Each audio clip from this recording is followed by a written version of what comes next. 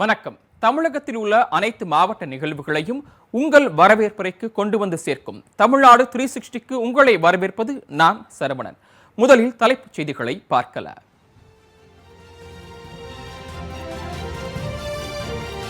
திருப்பூர் மாவட்டம் திருமுருகன்பூண்டி நகராட்சிக்குட்பட்ட அரசு பள்ளியில் சமூக விரோதிகள் அட்டகாசம். புத்தகங்களை கிழித்து வீசியும் மின்விசிறி ரெக்கைகளை வளைத்தும் அராஜகம்.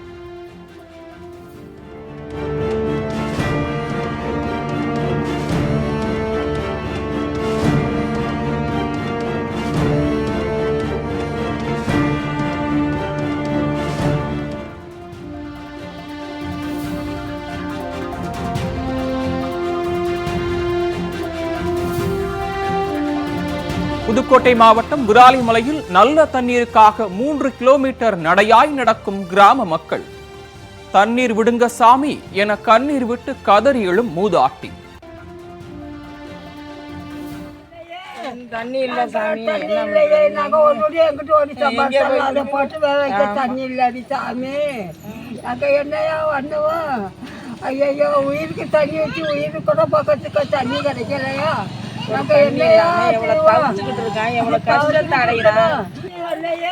தண்ணி இல்ல சாமி.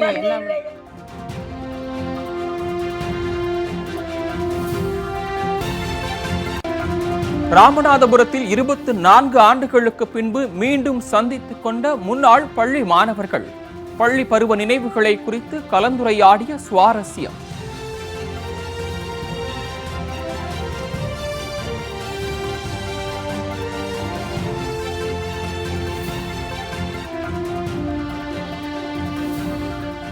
புதுக்கோட்டையில் உள்ள அரசு பள்ளியில் மாணவர்கள் 5 பேர் நீட் தேர்வில் தேர்ச்சி. பதக்கங்கள் பரிசுகள் வழங்கி மாணவர்களை பாராட்டிய ஆசிரியர்கள்.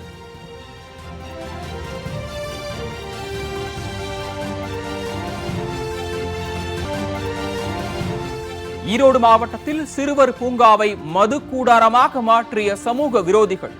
குழந்தைகள் பெரியவர்கள் என பூங்காவுக்குள் நுழைவதற்கே அச்சம், நடவடிக்கை எடுக்க கோரிக்கை.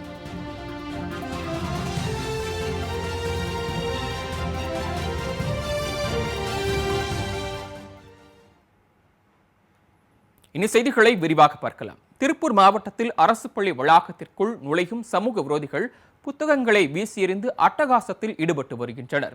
திருப்பூர் மாவட்டம் திருமுருகன்பூண்டி நகராட்சிக்குட்பட்ட ராக்கிபாளையம் அருகே அரசு உயர்நிலைப் பள்ளி ஒன்று அமைந்திருக்கிறது. சுமார் 450க்கும் மேற்பட்டோர் பயின்று வரும் இந்த பள்ளியில் விடுமுறை நாட்களில் மர்ம நபர்கள் நுழைவதாக கூறப்படுகிறது. சலூன் கடையில் வெட்டப்பட்ட தலைமுடியை பள்ளிக்குள் வீசிச் செல்லும் சிலர் பள்ளி வகுப்பறைக்கு நுழைந்து புத்தகங்களை கிழித்து வீசுவதும் மின்விசிறி ரெக்கைகளை வளைப்பதுமாய் என அட்டகாசத்தில் ஈடுபட்டு வருகின்றனர். மேலும் கழிவறையை கதவுகளையும் கோப்பைகளையும் கான்கிரீட் செங்கல் கொண்டு உடைப்பதும் குடிநீர் குழாயை உடைப்பதும் அராஜகங்களை மேற்கொண்டு வருகின்றனர். அரசு பள்ளியில் அத்துமீறி நுழையும் சமூக விரோதிகளை கண்டுபிடிக்குமாறு மீண்டும் இதுபோன்ற சம்பவங்கள் நடைபெறாவண்ணம் கவனித்துக் கொள்ளுமாறும் பள்ளி ஆசிரியர்கள் மற்றும் அப்பகுதி மக்கள் தமிழக அரசுக்கும் பள்ளி கல்வித்துறைக்கும் கோரிக்கை விடுத்துள்ளனர்.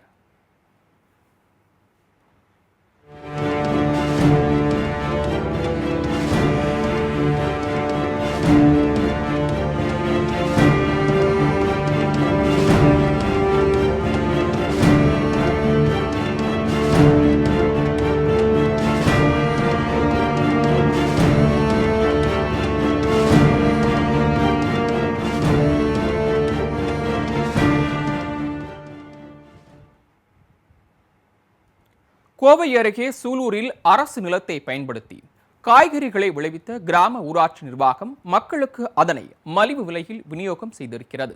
கோவை மாவட்டம் சூலூரை அடுத்த கருமத்தப்பட்டி அருகே அமைந்திருக்கிறது கிட்டாம்பாளையம் என்ற கிராமம்.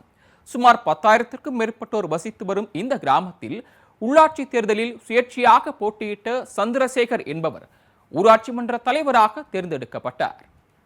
புதுமையான திட்டங்களை முன்னெடுப்பதில் ஆர்வம் காட்டி வந்த சந்திரசேகர் தரிசு நிலத்தை பயன்படுத்தி அதில் போதுமான தண்ணீர் வசதி அமைத்து அதில் எலுமிச்சை, வெங்காயம், மிளகாய், வெண்டைக்காய் உள்ளிட்ட காய்கறிகளை பயிரிட்டுள்ளார்.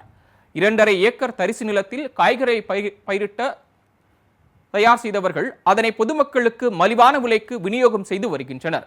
இதன் மூலம் லாபமாக கிடைத்த 45,000 ரூபாயை ஊராட்சி நிர்வாகத்தின் கணக்கிலேயே வரவு வைத்து அதனை மீண்டும் விவசாயத்திற்கே பயன்படுத்த உள்ளது. எதிர்காலத்தில் எஞ்சியுள்ள தரிசு நிலத்திலும் விவசாயம் செய்ய திட்டமிட்டிருப்பதாகவும் ஊராட்சி மன்ற தலைவர் சந்திரசேகர் பெருமையுடன் கூறியுள்ளார். இந்த நிலம் ரொம்ப நாளாகவே தரிசாக கிடந்தது, எந்த ஒரு பயன்பாடும் இல்லாமல் இருந்தது. அதைத்தான் நாங்கள் விவசாயத்துக்காக பண்படுத்தி ஒரு சிறப்பான ஒரு தோட்டம், விவசாய தோட்டமாக உருவாக்கியுள்ளோம். தொடர்ந்து 3 முறை வெங்காயம் ஒரு பயிரை நடவு செய்தால் விளைச்சல் சரியிருக்காது என்பார்கள். ஆனால் எங்களுடைய ஊராட்சியின் விவசாயம் மிகச் சிறப்பாக மகசூல் இந்த முறையும் கொடுத்துள்ளது. அது மட்டுமல்ல, மிளகாய் நடவு செய்துள்ளோம், வெண்டைக்காய், கீரை வகைகள் ஆகிய நடவு செய்து அவை அனைத்தையுமே எங்கள் ஊராட்சியில் உள்ள பொதுமக்களுக்கு குறைந்த விலையில் விநியோகம் செய்து வருகிறோம்.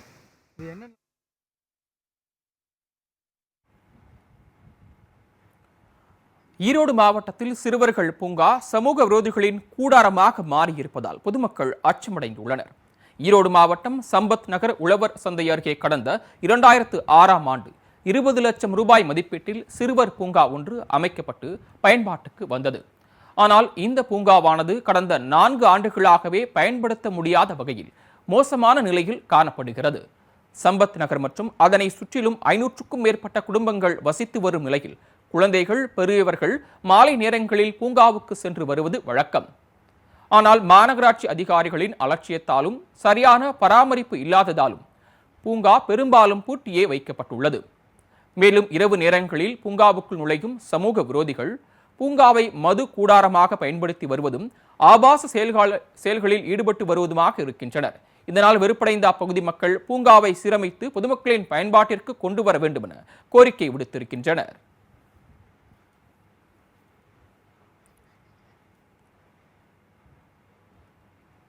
எடை தூக்குதல் போட்டியில் மாநில அளவில் ஏராளமான பரிசுகளையும் பதக்கங்களையும் வென்ற திருப்பூரை சேர்ந்த கல்லூரி மாணவிகள் அரசுக்கு கோரிக்கை ஒன்றை விடுத்திருக்கின்றனர்.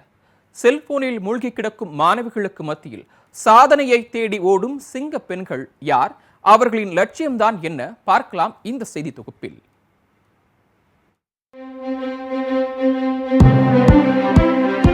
வீட்டில் 25 கிலோ அரிசி மூட்டையையும் தண்ணீர் கேனையும் தூக்கி வைப்பதற்கே ஆட்களை தேடுவோருக்கு மத்தியில் 100 கிலோ எடையை அனாயாசமாக தூக்கி அசத்தும் சிங்கப் பெண்கள் தான் இவர்கள். திருப்பூர் மாவட்டத்தில் கூட்டுறவுத்துறையால் நடத்தப்படும் திருப்பூர் குமரன் மகளிர் கல்லூரியைச் சேர்ந்த 15க்கும் மேற்பட்ட மாணவிகள் வெயிட் லிப்டிங் மற்றும் பவர் லிப்டிங் பயிற்சியில் ஈடுபட்டு வருகின்றனர். தங்கள் உடல் எடையை காட்டிலும் 2 மடங்கு எடைகளை தூக்கி சுமக்கும் இவர்கள் மாநில அளவில் பல்வேறு போட்டிகளில் பங்கேற்று பதக்கங்களையும் விருதுகளையும் பெற்றுள்ளனர். பளுதூக்கும் போட்டிகளில் மாநில அளவில் மட்டுமே தங்கள் சாதனையை சுருக்கிக் கொள்ளாமல் காமன்வெல்த், ஒலிம்பிக் போன்ற போட்டிகளில் கலந்து கொள்வதையே லட்சியமாகவும் வைத்துள்ளனர். பயிற்சி ஆசிரியர் பிரபு என்பவரின் ஆதரவினால் இதுவரை ஏராளமான போட்டிகளில் வெற்றி பெற்றுள்ளனர் இந்த பதக்க ராணிகள். இவர்களில் சங்கமித்ரா என்பவர் 81 கிலோ எடைப்பிரிவில் தங்கப்பதக்கம், துர்கா 80 கிலோ எடைப்பிரிவிலும், நிவேதா 73 கிலோ எடைப்பிரிவிலும் வெள்ளி பதக்கம், ஆர்த்தி 61 கிலோ எடைப்பிரிவில் தங்கப்பதக்கத்தினை வென்றுள்ளனர். அகல்யா, இந்து, யோகஸ்ரீ, காமாட்சி பாண்டி, ஆனந்தி, ராஜஸ்ரீ உள்ளிட்ட மாணவிகள் நாள்தோறும் கடுமையான பயிற்சி பெற்று அடுத்தடுத்த சாதனைகளை அரங்கேற்ற தயாராக இருக்கின்றனர்.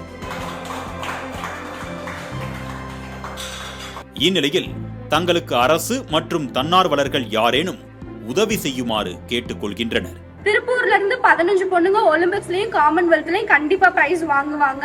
அதுக்காக நாங்க கஷ்டப்பட்டு ட்ரைனிங் பண்ணிட்டு இருக்கோம். அதுக்காக கவர்மெண்ட் எங்களுக்கு ஹெல்ப் பண்ணணும் நாங்க கேட்டுக்கிறோம். ஏழை மற்றும் நடுத்தர குடும்பங்களைச் சேர்ந்த தங்களால் செலவு செய்யாத நிலையில் இருப்பதாகவும் தங்களுக்கு பயண செலவு, ஆரோக்கியத்தை மேம்படுத்துவதற்கான செலவு உள்ளிட்டவற்றை கவனித்துக் கொள்ள அரசோ அல்லது ஸ்பான்சர்களோ உதவினால் நிச்சயம் தேசிய அளவில், உலகளவில் சாதிக்க முடியும் என்கின்றனர் இந்த மாணவ கண்மணிகள். ஒவ்வொரு மேட்சஸ்க்கும் போயிட்டு வரதுக்கு எங்களுக்கு நிறைய சார்ஜஸ் எல்லாம் ஆகுது. இது எங்களால கொடுக்க முடியல அப்படின்றதுனால நாங்க நிறைய மேட்சஸ் போகணும்னா கூட அது யோசிக்க வேண்டிய ஒரு விஷயமா இருக்கு. அதனால என்னன்னா நாங்க என்ன கேட்டோம், நிறைய ஸ்பான்சர்ஸ் இந்த மாதிரி கவர்மெண்ட்ஸ்ட நாங்க என்ன கேட்டுக்கிறோம்னா எங்களுக்கான புரோட்டீன்ஸ், சப்ளிமெண்ட்ஸ் இதெல்லாம் கொஞ்சம் ஸ்பான்சர் பண்ணாங்கன்னா நல்லா இருக்கும். மாலை முரசு செய்திகளுக்காக திருப்பூர் மாவட்ட செய்தியாளர் மணிகண்டன்.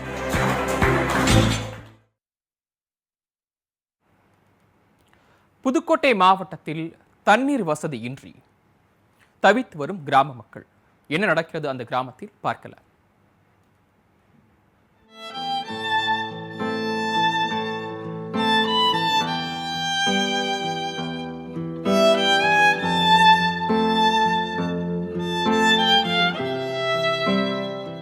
புதுக்கோட்டை மாவட்டம் விராலிமலை அருகே உள்ளது பேராம்பூர் என்ற கிராமம்.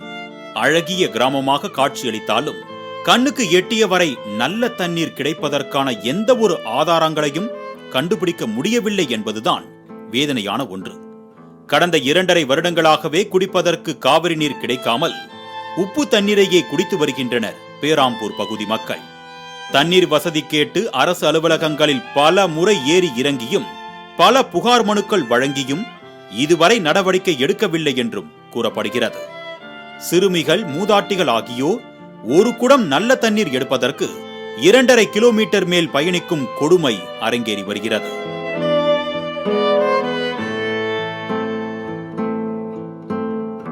தண்ணீர் சேகரிப்பு குறித்து செய்தி சேகரிக்க சென்றபோது நமது மாலை முரசு நிருபரை பார்த்த பழனியாயி என்ற மூதாட்டி, நல்ல தண்ணீர் விடுங்க சாமி, நாங்க என்னையா பண்ணுவோம் என்று கண்ணீர் விட்டும் தலையில் அடித்தும் கதறியது காண்போர் நெஞ்சை உறைய செய்தது. தண்ணி இல்ல சாமி, தண்ணி இல்லையே. நாங்க ஒரு நொடி எங்கிட்ட ஓடி சம்பாதிச்சோம். அதை போட்டு வேற வைக்க தண்ணி இல்லடி சாமி. நாங்க என்னையா பண்ணுவோம்? ஐயோ, உயிருக்கு தண்ணி வச்சு உயிருக்கு கூட பக்கத்துக்கு தண்ணி கிடைக்கலையா? நாங்க என்னையா தவிச்சுக்கிட்டு இருக்கான், எவ்வளவு கஷ்டத்தை அடைகிறான். இந்த உயிர் போறதுக்கு தண்ணி கிடைக்கல, தண்ணி கூட ஊற்ற மாட்டேங்கிறாங்க. சாமி, தண்ணி எல்லாம் விடுங்க சாமி. பல ஆண்டுகளாக உப்பு நீரையே குடித்து வந்ததால் ஊரில் ஒரு சிலருக்கு சிறுநீரகத்தில் பிரச்சனை வருவதாக கூறிய பேராம்பூர் கிராமத்தினர் விரைவில் நல்ல செய்தி கிடைக்குமா, குடிப்பதற்கு நல்ல தண்ணீர் கிடைக்குமா என்ற ஆவலுடன் காத்திருக்கின்றனர். இந்த ஊரில் கூட்டு குடிநீர் திட்டம் மூலயமா மக்களுக்கு குடிநீர் வழங்கிட்டு இருக்காங்க. அந்த குடிநீரில் உப்பு தண்ணீர் கலந்துருக்குன்னு நாங்கள் ஆய்வு பண்ணதில் தெரிஞ்சிச்சு. அதற்காண்டி மக்களை பரிசோதனை செஞ்சதில் கிட்னி ஃபெயிலியர் அதிகமாக இருந்துச்சு. அதனால் அதை சரி பண்ணுறதுக்காண்டி காவிரி தண்ணி தனியாக குடித்தாங்கன்னா அவங்களுக்கு குடிநீர் ஆதாரம் கிடைக்குங்கிறதுக்காண்டி, உடம்பு நல்லா இருக்குங்கிறதுக்காண்டி அதை ஏற்பாடு பண்ணோம். அதை வீடியோவிலேருந்து கிளர்க்கிலேருந்து அனைவர்கிட்டையும் சொல்லிட்டு தான் இந்த டேங்கை ரெடி பண்ணோம். இது வரைக்கும் இணைப்பு கொடுக்கல. அதனால் அரசு அதிகாரிகள் தயவு செய்து இதுக்கு உரிய நடவடிக்கை எடுக்குமாறு கேட்டுக்கொள்கிறேன். மாலை முரசு செய்திகளுக்காக விராலிமலை செய்தியாளர் பசுபதி. ராமநாதபுரம் மாவட்டத்தில் முன்னாள் பள்ளி மாணவர்கள் 24 ஆண்டுகளுக்கு பிறகு மீண்டும் சந்தித்துக் கொண்ட நிகழ்ச்சி சம்பவம் நடைபெற்றது. பசுமையான நினைவுகளை கிளறி பரவசமடைந்த முன்னாள் மாணவர்களின் சந்திப்பு குறித்து விரிவரிக்கிறது இந்த செய்தி தொகுப்பு. ராமநாதபுரம் திருப்புல்லானி அருகே மேதலோடை நாடார் மகாஜன சங்க உயர்நிலைப் பள்ளியில் செப்டம்பர் 8ஆம் தேதியன்று முன்னாள் பள்ளி மாணவர்களின் சந்திப்பு நிகழ்ச்சி நடைபெற்றது. 2000-2001ஆம் ஆண்டு கல்வியாண்டில் 10ஆம் வகுப்பில் படித்த மாணவர்கள் சுமார் 60க்கும் மேற்பட்டோர் 24 ஆண்டுகளுக்கு பிறகு ஒன்று கூடி தங்கள் நினைவுகளை பகிர்ந்து கொண்டனர். இப்போ எல்லாத்தையும் பார்க்கும்போது ரொம்ப சந்தோஷமா இருக்கு. இப்போ இதுக்காக நண்பர்களும் வெளிநாட்டில் இருந்த நண்பர்களும் இந்த விழாக்காக 2-3 நாள் லீவ்லாம் வந்திருக்காங்க. அது இப்போ நினைக்கும் போது ரொம்ப சந்தோஷமா இருக்கு. அந்த பழைய நினைவுகள் மாறாம இன்னும் அந்த நட்பை மதிச்சு அந்த நண்பர்களோட தோழிகளும் அதை இணைஞ்சு இதை சேர்ந்து பண்றது ரொம்ப சந்தோஷமா இருக்கு. மனசுக்கு ரொம்ப நிறைய. நான் ஒரு காலத்துல இந்த இடத்துல திரும்ப நான் வரவே கூடாதுன்னு நினைச்சேன். திரும்ப இடத்துல மிதிக்கவே கூடாதுன்னு நினைச்ச இடம். ஆனா எமோஷனலி இப்போ நான் ரொம்ப சந்தோஷப்படுறேன், ப்ரௌடா ஃபீல் பண்றேன். அன்னைக்கு எடுத்த முடிவுல இன்னைக்கு நான் இவ்வளவு தூரம் மாறி ஸ்ட்ராங்கா இருக்கேன்னு நினைக்கல. எனக்கு ரொம்ப பெருமையா இருக்கு. ஃப்ரெண்ட்ஸ் எல்லாம் சந்திச்சதுல ரொம்ப பெருமையா இருக்கு. பல ஆண்டுகளுக்கு பிறகு சந்தித்து கொண்டவர்கள் ஒருவரை ஒருவர் கட்டி தழுவி ஆனந்த கண்ணீர் விட்டு பள்ளி பருவ சம்பவங்களை நினைவு கூர்ந்தனர். 24 வருஷத்துக்கு முன்னாடி இந்த சாப்பாடை சாப்பிட்டு திரும்ப சாப்பிட்றதுல கொடுத்து வச்சிருக்கோம்னு நான் நினைக்கிறேன்.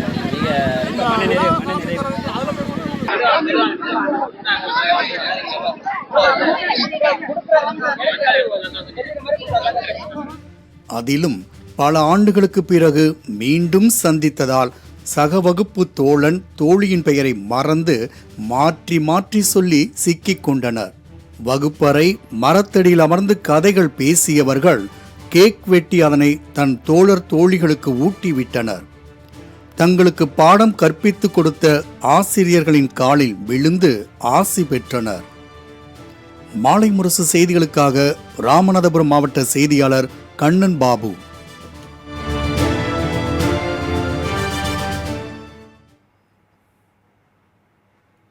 புதுக்கோட்டையில் ஒரே பள்ளியில் பயின்ற 5 மாணவர்கள் நடப்பாண்டில் நீட் தேர்வில் தேர்ச்சி பெற்று அசத்தியிருக்கின்றனர்.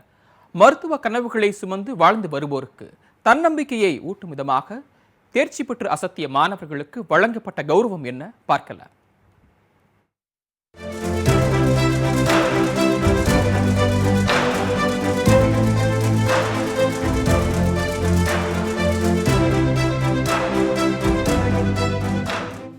புதுக்கோட்டை மாவட்டம் அன்னவாசல் அருகே வயலோகம் பகுதியில் அரசு மேல்நிலைப் பள்ளி ஒன்று இயங்கி வருகிறது.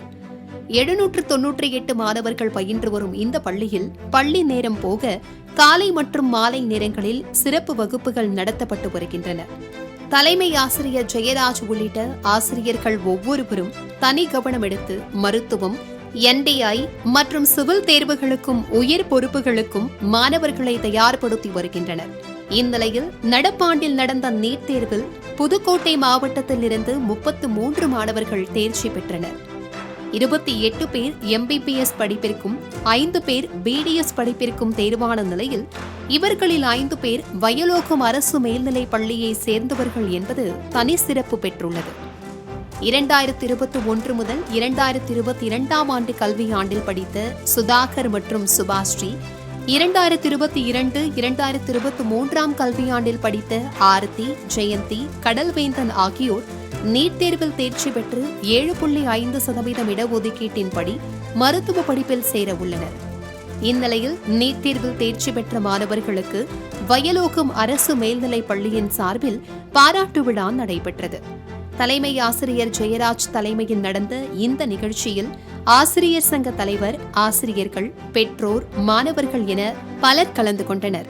மேடையில் தேர்ச்சி பெற்ற மாணவர்களுக்கு பொன்னாடை போர்த்தி விருதுகள் வழங்கப்பட்டதுடன் ஸ்டெத்தஸ்கோப் அணிவித்து கௌரவிக்கப்பட்டனர். இதனைத் தொடர்ந்து தேர்ச்சி பெற்ற மாணவர்கள் தங்களுக்கு ஊக்கமளித்து முன்னேற்றத்திற்கு காரணமான பெற்றோர் மற்றும் ஆசிரியர்களுக்கு நன்றியை தெரிவித்தனர். நான் கவர்மெண்ட் ஹையர் செகண்டரி ஸ்கூல் வயலோகத்தில் 6th to 12th வரை படித்தேன். நான் இப்போ நீட் எக்ஸாம் கிளியர் பண்ணிவிட்டு Thiruvallur Indira medical college and ஹாஸ்பிட்டலில் எனக்கு சீட் கிடச்சிருக்கு. ரொம்ப ஹாப்பியாக இருக்குங்கண்ணா, ரொம்ப ஹாப்பியாக இருக்குது. எங்கள் ஸ்கூல் HM சாராக இருக்கட்டும், டீச்சர்ஸாக இருக்கட்டும், எல்லாருமே எங்களுக்கு வந்து கைட் பண்ணாங்க. நாங்கள் 11th வந்தபோதே சொன்னாங்க, இந்த மாதிரி நீட் எக்ஸாம்லாம் இருக்குது, அதில் 7.5 இருக்குது, நீங்கள் ட்ரை பண்ணால் உங்களால் பிடிச்சிட முடியும் அப்படின்னு சொன்னாங்க. அதே போல் ஈவினிங் ஆகிட்டா ஸ்டடியில் உட்காந்து HM சார் மாதிரி உட்காந்து படிக்க வைப்பாங்க. அது மாதிரி நிறைய கைட் பண்ணாங்க. மேலும் பள்ளியின் தலைமை ஆசிரியர் ஜெயராஜ் இதுவரை வயலோகம் அரசு பள்ளியிலிருந்து 8 பேர் 7.5% இடஒதுக்கீட்டின் கீழ் தேர்வாகி இருப்பதாக கூறிய அவர், வருங்காலங்களில் இந்த எண்ணிக்கையை அதிகரிக்க வைப்பதே இலக்கு என்றும் பேசினார். மருத்துவ படிப்பு என்பது கனவாகி போய்விடுமா என்ற நிலையை மாற்றி விடாமுயற்சியால் வெற்றியை தனதாக்கி இருக்கும் அரசு பள்ளி மாணவர்களை அனைத்து தரப்பினரும் பாராட்டி வருகின்றனர்.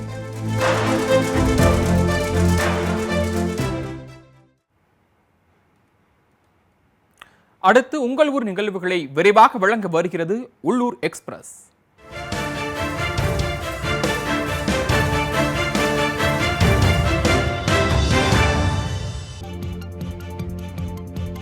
திருநெல்வேலி மாவட்டம் பணக்குடி சிறப்பு நிலை பேரூராட்சி அலுவலகம் அருகே ராமலிங்க சுவாமி கோவில் அமைந்துள்ளது. பேரூராட்சியின் கீழ் பணியாற்றும் தூய்மை பணியாளர்கள் குப்பைகளை அள்ளி ஊருக்கு வெளியே கொண்டு செல்லாமல் கோவில் அருகே தேக்கி வைக்கும் அவல நிலை தொடர்ந்து வருகின்றது. இதனால் கோவிலுக்கு வருவோர் தேங்கி கிடக்கும் குப்பைகளால் கடும் சிரமத்திற்கு ஆளாகியுள்ளனர். நாள்தோறும் சேகரிக்கப்படும் குப்பைகளை அதற்குரிய இடங்களில் கொட்டுமாறு பணக்குடி ஊர் மக்கள் கோரிக்கை விடுத்துள்ளனர்.